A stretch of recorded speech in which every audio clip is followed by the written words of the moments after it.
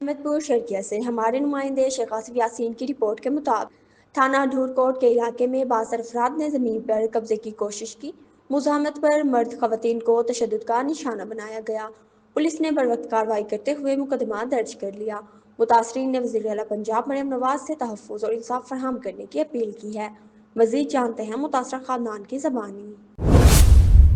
वाक्य थे मैं हूँ टाइम बैठा चाचा सी चाचा नजीर भी बैठा बे बंदे भी मौजूद हैं उन्हें कोई 50-60-70 बंदा ही जरा ना जरा बारू बैठा 50-60 बंदा अंदर भी बैठा 100-150 बंदा सारे औरतें बैठे उन्हें आते हमला कर दिते सबको कुटिए ने सारे औरतें को मारे ने सारे कने बकाया वीडियो ही गाल दिया शेरमंद वारुण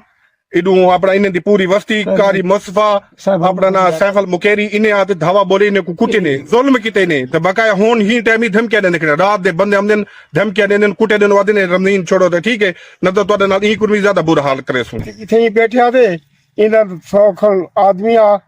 साडे बाले को साको कुटे ने साडी जमीन कब्जा करे ने कारी मुस्तफा मले शेर ते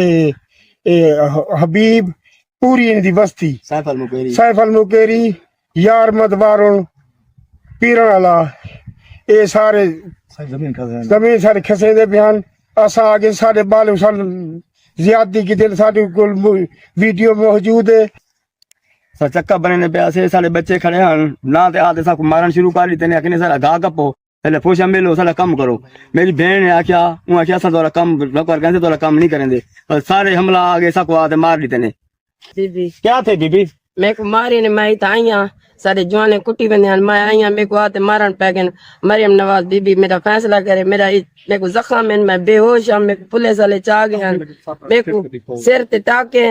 सारा जुल्म त्याग गए सारा कई कहनी कितने अर्से तू काबे दे वैसे सर ही टाइम अस 100 साल तो कावे से 100 साल तो सारा कब्जा है असा हर बंदे को आदे खड़े से मीडिया ते आदे खड़े से हर बंदे को आदे खड़े सारी आते जमीन ना किला खाता जुदा हर शय जुदा इन्हें को सारा सब को जजा दे 100 साल तो काबे 100 साल तो कावे दे बंदे असा